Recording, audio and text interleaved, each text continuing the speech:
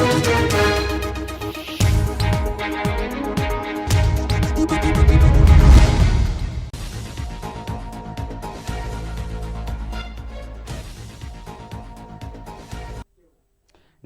मैं हूं अनुपम कुमार और आप देख रहे हैं मिरर मीडिया। हमारे खास कार्यक्रम मिरर मॉर्निंग में आपका स्वागत है। बढ़ते हैं आज की सुर्खियों की ओर। सुबह सुबह गोलियों की गूंज से दहला रांची का मुंडा दौड़ा, रंगदारी की धमकी से फैली दहशत।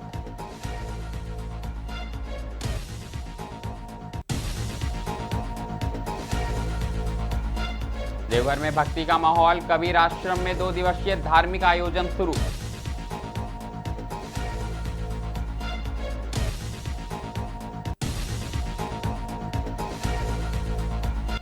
जामताड़ा के पहाड़ी शिव मंदिर के पास हथियार के साथ युवक गिरफ्तार, पुलिस कर रही है जांच।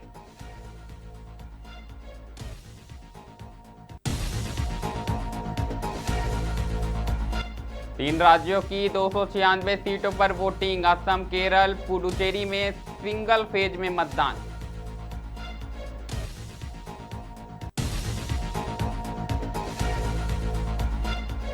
रांची के प्रीति ज्वेलर्स लूटकांड का खुलासा, पुलिस ने 3 आरोपियों को किया गिरफ्तार।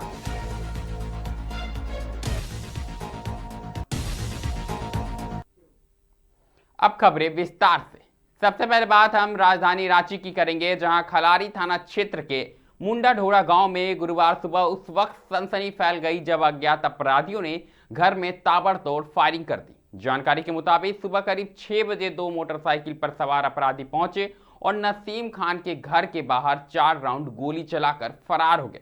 इस दौरान अपराधियों ने कथित तौर पर रंगदारी की धमकी भी दी। घटना के बाद पूरे इलाके में दहशत का माहौल है। सूचना मिलते ही पुलिस मौके पर पहुंचकर जांच में जुट गई और सभी पहलुओं, खासकर रंगदारी और व्यक्तिगत दुश्मनी के एंगल से मामले की छानबीन जारी है।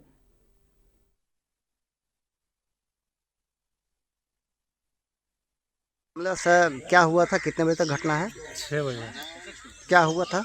और दरवाज़ा खोलो। अच्छा, और दरवाज़ा खोलो। और उसके बाद मैं दरवाज़ा पूरा ताकत लगाया।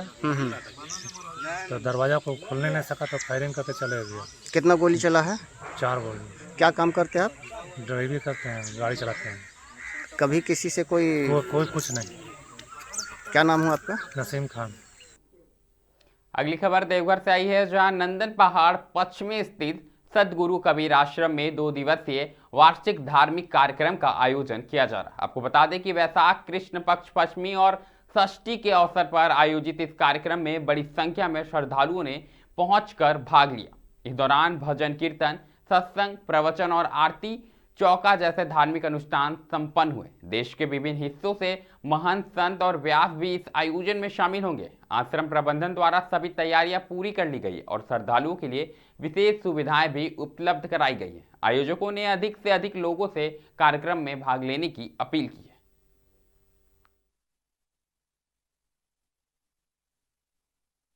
देवघर नगर निगम के वार्ड संख्या 7 स्थित बुद्धा पहाड़ में कबीर आश्रम में जो है 2 दिवसीय कार्यक्रम में जो है उपस्थित हुए और आश्रम में आकर के काफ़ी शांति महसूस हुआ। आश्रम में अभी भी सुविधा का काफ़ी अभाव है, जो होना चाहिए तो हम लोग उसे उपलब्ध कराएंगे और जल्द लाइट, उसके बाद रोड का भी करेंगे। यहाँ आकर के स्वामी जी से आशीर्वाद भी लिए, पूरे नगरवासियों का मंगल की कामना भी किया। अभी जैसे कि बिजी शेड्यूल में आदमी ये सब भक्तिमय जो है मतलब बंद हो चुका है लगभग, तो क्या। देवघर के बाद बात करेंगे जामताड़ा की, जहां पुलिस को एक बड़ी सफलता हाथ लगी है। आपको बता दें कि गुप्त सूचना के आधार पर मिहिजाम थाना क्षेत्र के हाथी पहाड़ी स्थित पहाड़ी शिव मंदिर के पास छापेमारी कर एक युवक को अवैध हथियार के साथ गिरफ्तार किया गया। एसडीपीओ विकास आनंद लागोरी के नेतृत्व में पुलिस टीम ने इलाके की घेराबंदी कर कार्रवाई की।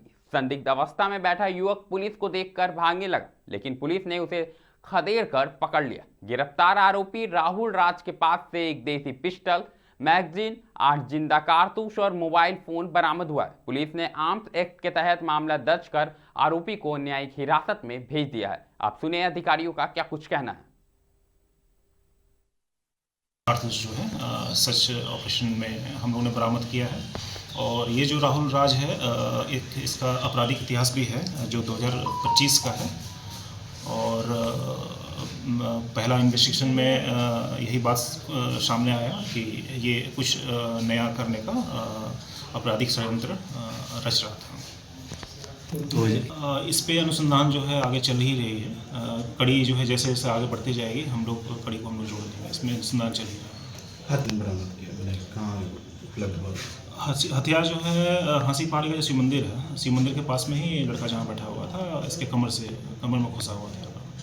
पूर्व में कौन सा मामला में? पूर्व में है 17-25 का एक मामला है मीजाम पहले, जिसमें यादव जी के बेटे को ऊपर जो गोली चली थी उसमें भी अभियुक्त ये रह चुका है। ये बेल पे बाहर आया हुआ था। सर ये इतना इजी अवेलेबल हो जा रहा है इन लोगों के पास हथियार, ये लोग कहाँ से सर प्रोवाइड, मतलब थोड़ा सा इसका तो बड़ा गैंग होगा सर रैकेट। इसीलिए हम लोग कोशिश कर रहे हैं कि ऐसी कोई भी सूचना आती है जिसका हम सत्यापन करके इस तरह की वारदात को हम लोग कंट्रोल।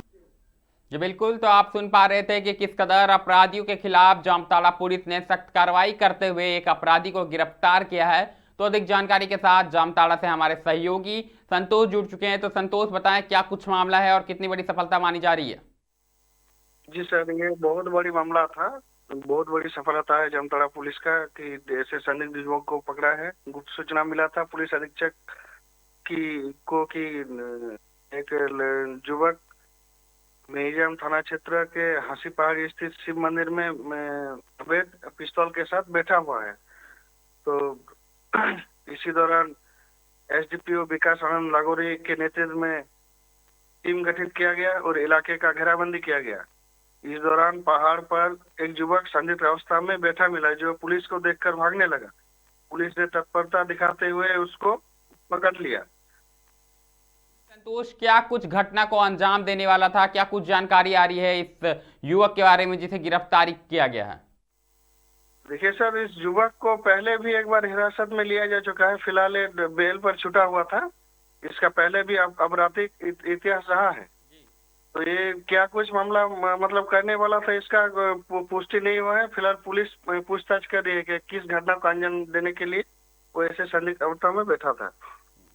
अगर बात करें संतोष, तो लगातार जामताड़ा में ऐसे अपराधियों का आतंक बढ़ते जा रहा है। चाहे शाम में ज्वेलरी दुकान में गोली मारकर चले जा रहे हैं या तमाम खुलेआम लूट कांड को अंजाम दे रहे हैं। ऐसे में इन अपराधियों पर शिकंजा करना कितना जरूरी है? बहुत जरूरी है सर शिकंजा। और जामताड़ा पुलिस लगातार तो जुटे हुए हैं इस मामले के छानबीन को लेकर। जो चोरी हो रहा है उसका भी खुलासा कर रहा है, आरोपी पकड़ भी रहा है। लेकिन फिलहाल आपराधिक मामला जामताड़ा में थमने का नाम ही नहीं ले रहा है। ये पुलिस के लिए बहुत बड़ी चुनौती है। जी बिल्कुल, चुनौती है और प्रशासन को इसमें जरूर कदम उठाने चाहिए। जानकारी के लिए बहुत बहुत धन्यवाद संतोष। तो साफ तौर पर आप देख पा रहे थे कि किस कदर एक युवक को गिरफ्तार किया जाता है। पहले गुप्त सूचना मिलती है और उसे देसी पिस्टल के साथ गिरफ्तार किया जाता है। और जैसा कि हमारे सहयोगी संतोष ने बताया कि इस युवक का पूर्व में ही आपराधिक इतिहास था। ऐसे में कहीं ना कहीं दोबारा इसे गिरफ्तार किया गया है। हालांकि यह पुष्टि अभी नहीं हो पाई है कि इसे किस मामले में गिरफ्तार किया गया है, क्या बड़े कांड को यह अंजाम देने वाला था। लेकिन समय रहते पुलिस ने कहीं ना कहीं बड़ी कार्रवाई करते हुए बड़ी सफलता हासिल की है। अब बात करेंगे चुनाव की। आपको बता दें कि देश के 3 राज्यों यानी असम, केरल और पुडुचेरी में 296 सीटों पर सुबह 7 बजे से ही वोटिंग शुरू हो चुकी है, जो शाम 5 बजे तक चलेगी। आज सुबह 6 बजे से 7 बजे के बीच सभी पोलिंग स्टेशन पर अधिकारियों ने मॉक पोलिंग की, जिससे पता चल सके कि ईवीएम में कोई खराबी तो नहीं।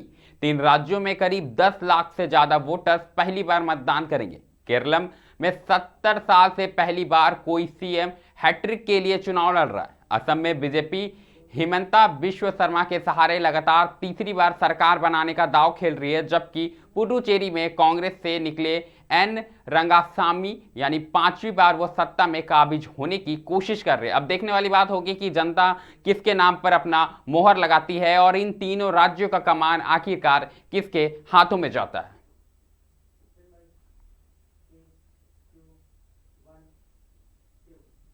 अगली खबर राजधानी रांची से है। आपको बता दें कि बरियातू थाना क्षेत्र स्थित हरिहर सिंह रोड पर हुई ज्वेलर्स दुकान लूटकांड का पुलिस ने महज 10 से 12 घंटों के भीतर खुलासा कर लिया।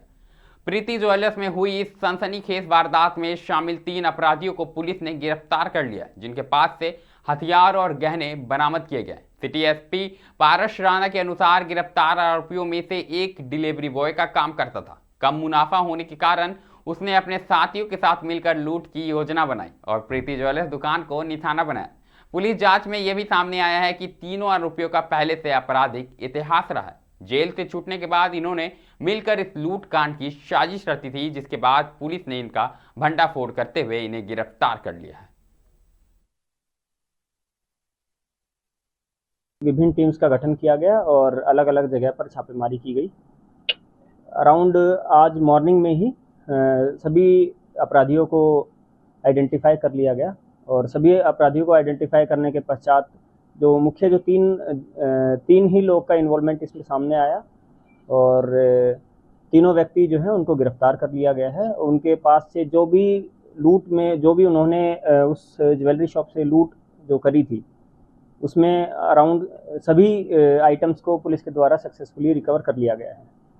इसमें जो घटना में प्रयुक्त उन्होंने जो यूज़ किया था, जो वेपन जो यूज़ किया था, वो वेपन भी रिकवर हुआ है और साथ ही साथ जो मोटरसाइकिल और जो कपड़े उन्होंने पहने थे, जो हेलमेट उन्होंने लगाया था, सिंस जब ये घटना कारित करने के लिए जब ज्वेलरी शॉप के अंदर ये लोग घुसे थे तो इन्होंने हेलमेट पहन रखा था और आजकल ये देखने में भी आ रहा है कि अपराधी घटना को कारित करते हुए पिछली भी जो लूट की घटना थी उसमें भी अपराधियों ने हेलमेट पहन रखा था ताकि वो अपना चेहरा छुपा सकें।